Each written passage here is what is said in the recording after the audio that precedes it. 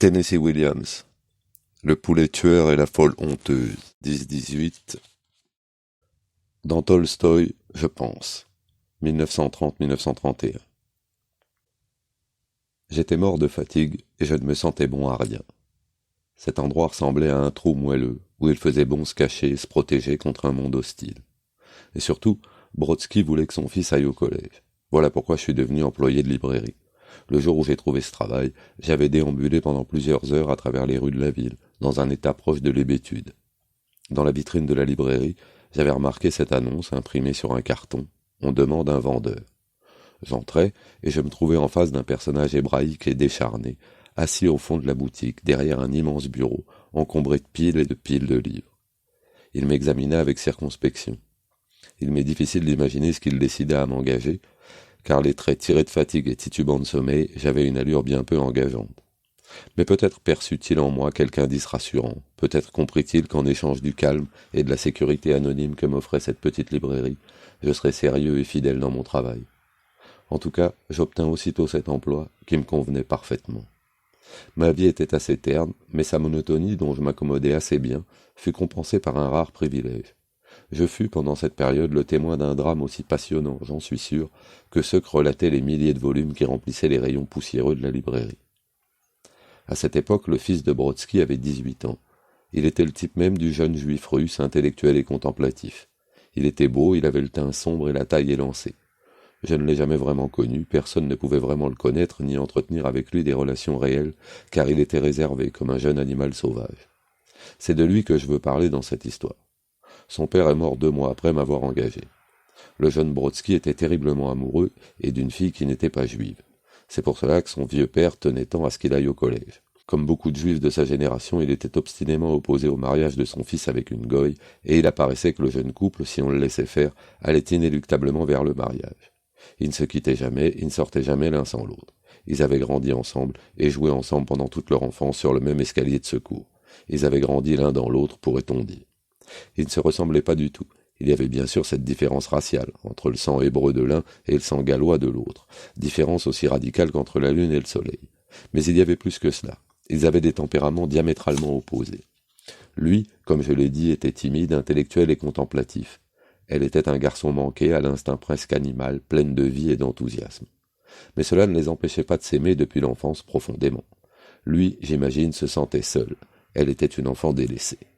Lorsque je la rencontrai pour la première fois, je fus frappé par sa beauté. C'était vraiment une très jolie fille, et son physique était l'expression de son âme. Il émanait d'elle une lumière chaleureuse.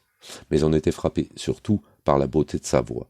Souvent le soir, elle chantait pour lui, avec tant de charme et de grâce que je ne pouvais m'empêcher de l'écouter, quelles que soient mes préoccupations ou mes pensées.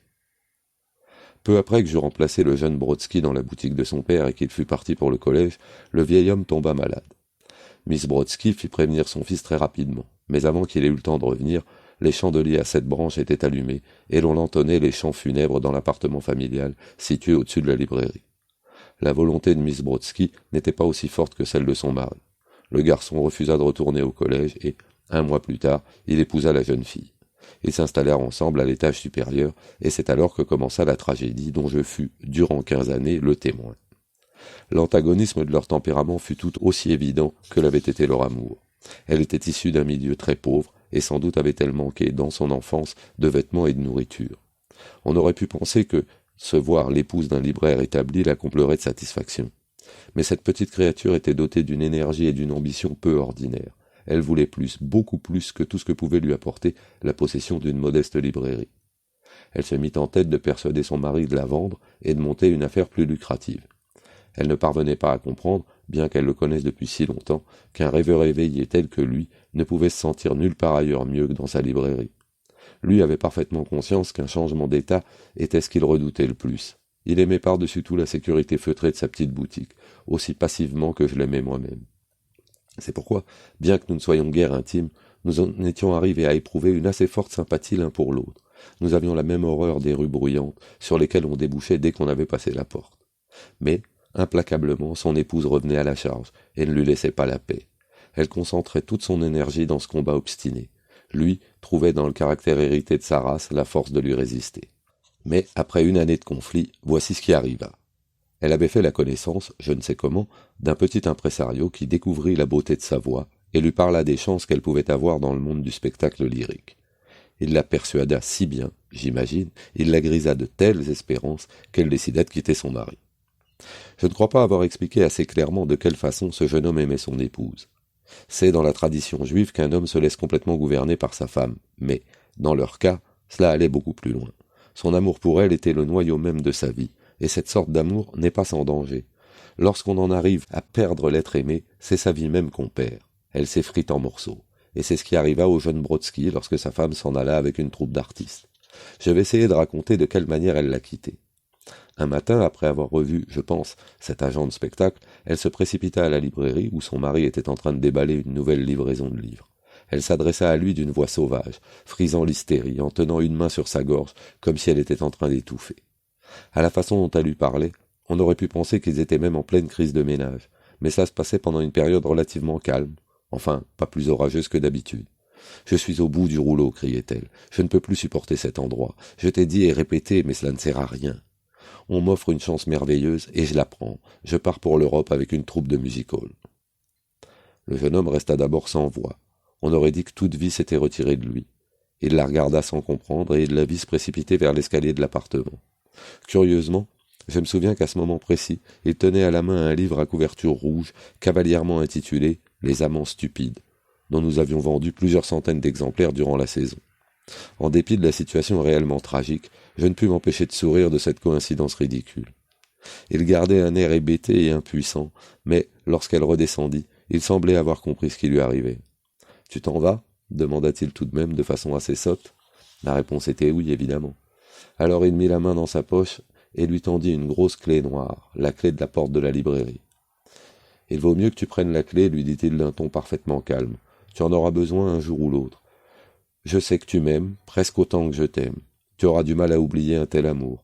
Tu reviendras un jour, et je t'attendrai. » Elle le serra dans ses bras, elle l'embrassa avec beaucoup d'émotion, puis elle se sauva hors de la boutique.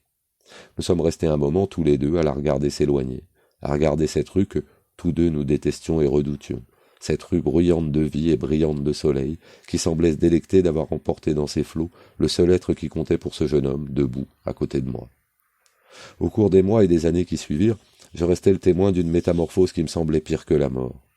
Comme je l'ai dit déjà, cette femme était le noyau même de sa vie. Après son départ, il s'effondra.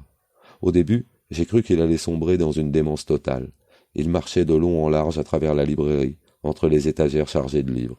Il gémissait et se frottait les mains sur les pans de son manteau. Les clients qui entraient le regardaient avec stupeur et se hâtaient de sortir. J'essayais de le persuader de rester en haut, dans l'appartement, mais il ne le pouvait pas, il ne l'aurait pas supporté. Le logement était hanté par son souvenir.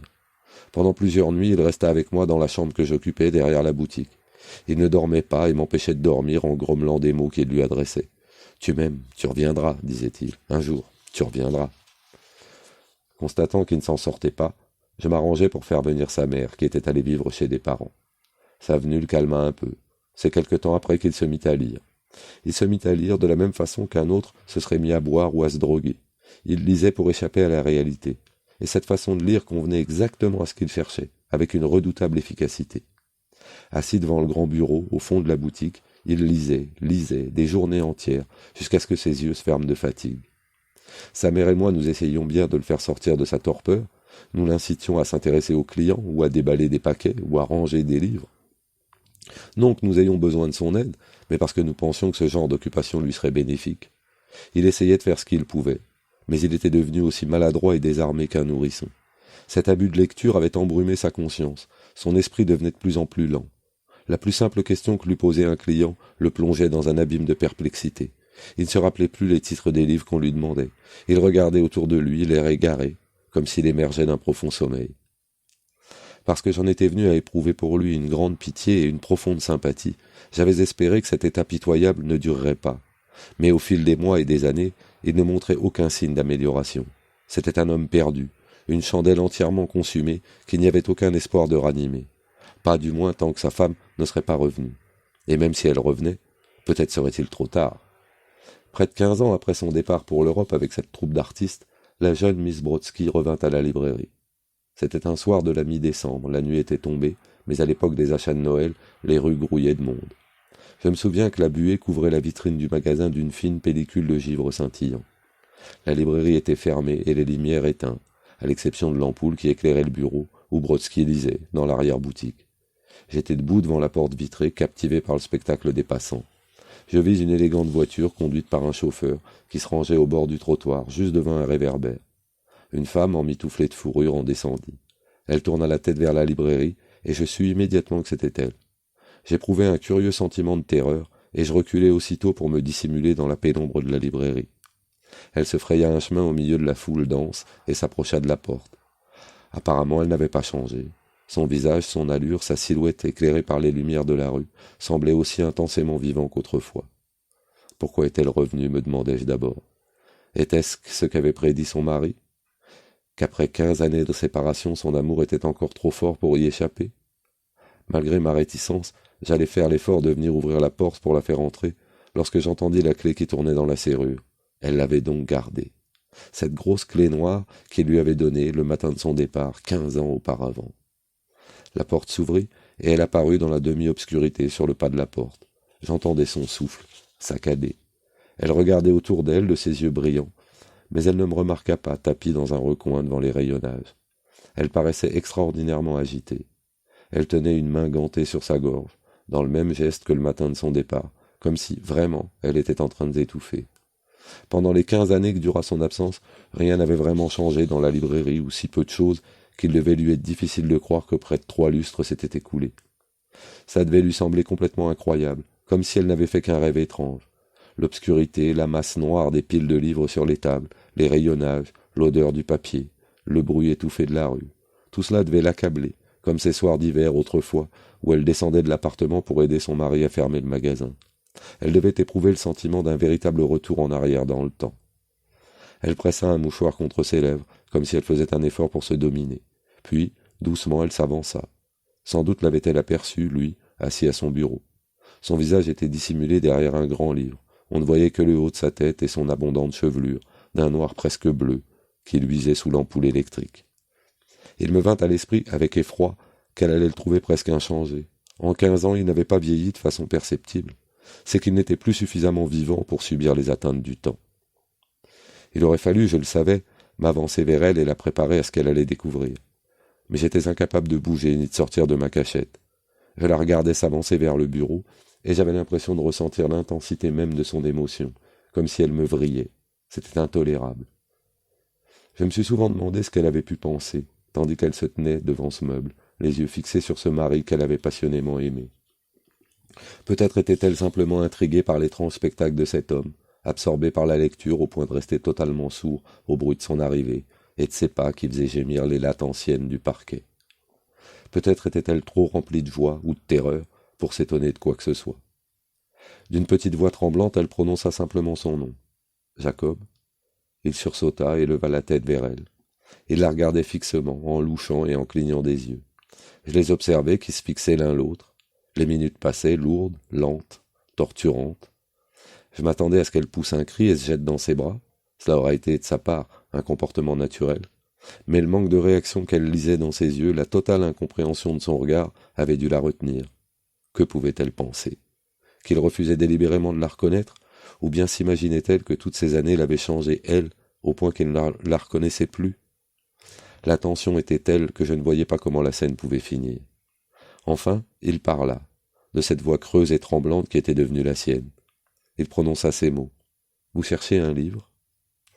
À nouveau, elle porta sa main gantée à sa gorge, le souffle coupé. Par chance, elle me tournait le dos, je ne pouvais voir son visage. Mais eux se dévisageaient fixement, tandis que passaient des minutes angoissantes. Je pense que, finalement, elle avait dû en arriver à une sorte de conclusion. Sans doute avait-elle décidé que ces 15 années écoulées l'avaient tellement changée qu'il ne parvenait pas à la reconnaître. Quoi qu'il en soit, elle parut reprendre possession d'elle-même. Son visage se détendit un peu et elle retira la main de sa gorge. « Vous cherchez un livre ?» répéta-t-il. « Non, non, balbutia-t-elle, c'est-à-dire, oui, je voulais un livre, mais j'ai oublié le titre. » Devant le regard de son mari braqué sur elle, il devait lui paraître impossible de prononcer ces mots abrupts. « C'est moi, Lila, je suis revenu. » Elle avait saisi le prétexte du livre comme un moyen de se découvrir, moins direct et moins maladroit. Elle s'assit sur un tabouret à côté du bureau. Laissez-moi vous le raconter, dit-elle. Vous l'avez peut-être lu. Vous pourrez retrouver le titre. C'est l'histoire d'un garçon et d'une fille qui ont grandi ensemble, et qui voulaient toujours rester ensemble. Mais le garçon était juif et la fille ne l'était pas. Le père du garçon s'opposait absolument à ce que son fils épouse une fille qui n'était pas de sa race. Alors il l'envoya au collège. Peu de temps après, il mourut. Le garçon revint et épousa la fille.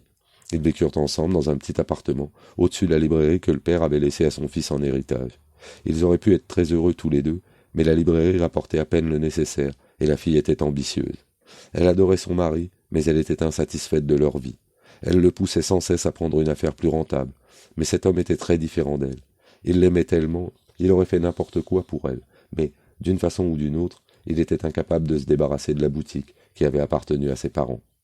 Vous voyez, cet homme était un rêveur, un sentimental, une sorte de juif étrange. Et la fille ne pouvait pas voir la vie avec les mêmes yeux. Sa famille, à elle, était française d'origine. Elle se limitait d'ailleurs à une vieille tante veuve, mais elle avait hérité de ses parents une forte énergie, un grand sens pratique et l'amour des bonnes choses. Après quelque temps, elle reçut des propositions d'un impresario qui avait découvert ses dons pour la musique et le théâtre. Elle se laissa griser par les rêves brillants d'une carrière artistique et se décida à accepter. Et elle rentra à la librairie, annoncer à son mari qu'elle allait le quitter. Il était trop fier pour faire le moindre effort pour la retenir, et il lui donna simplement la clé du magasin. Il lui dit qu'elle en aurait besoin un jour, qu'il l'attendrait. Le soir même, elle prit le bateau pour l'Angleterre avec la compagnie d'artistes. Elle connut un grand succès sur une scène londonienne. Elle devint une chanteuse célèbre et voyagea à travers toute l'Europe. Elle vécut une vie libre et merveilleuse, et pendant longtemps, elle ne pensa même plus au petit juif rêveur qui avait été son mari, ni à la boutique poussiéreuse où ils avaient vécu ensemble.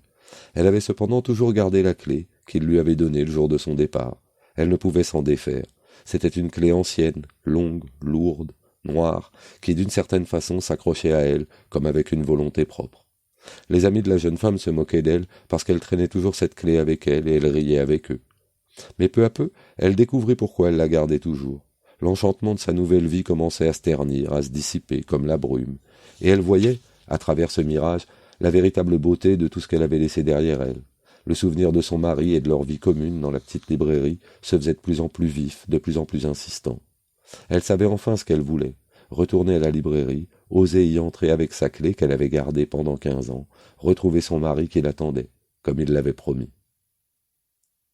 La femme s'était levée, elle tremblait de tout son corps. Elle s'accrochait au bord du bureau. Il existe comme ça des moments de silence complet, trop complet, et qui deviennent étouffants. Lorsqu'elle reprit la parole, je sentis dans sa voix une inflexion de terreur. Elle avait sans doute compris ce qui était arrivé, ce qu'il était advenu de cet homme qui avait été son mari. « Tu t'en souviens, dit-elle ? Tu dois t'en souvenir, l'histoire de Lila et de Jacob. » Elle scrutait désespérément son visage, qui n'exprimait qu'une profonde perplexité. Au bout d'un moment, il réussit à dire enfin « Il y a quelque chose dans cette histoire qui me semble familier. Je crois que j'ai lu ça quelque part. Dans Tolstoï, je pense. » De ma cachette, au fond de la boutique, j'entendis le bruit d'un objet métallique, la clé, sans aucun doute, qui tombait sur le plancher. Puis je l'entendis s'avancer en titubant parmi les tables et les rayonnages. Mue par une sorte de frénésie aveugle, elle se hâtait vers la sortie. Je fermai les yeux. Je n'osais pas regarder son visage que je devinais marqué par l'horreur. J'attendais que la porte se fût refermée derrière elle. Alors seulement, je reportai mon regard sur Brodsky. Il avait repris sa lecture avec son calme habituel et terrifiant, le visage dissimulé derrière son grand livre ouvert. Voilà, sa femme lui était revenue, et elle était repartie. Tout était tellement semblable, après cette scène irréelle et fantastique, que je doutais de ne pas l'avoir vécue en rêve. Mais non, il y avait là sur le parquet, la grosse clé noire de la librairie. Traduit par Maurice Ponce.